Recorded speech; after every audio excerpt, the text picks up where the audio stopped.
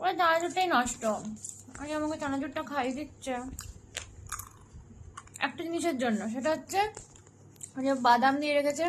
আমি বাদামের জন্য এই যে চানাচুরের যে মালিক, আমি তাকে একটা কথা বলতে চাই যে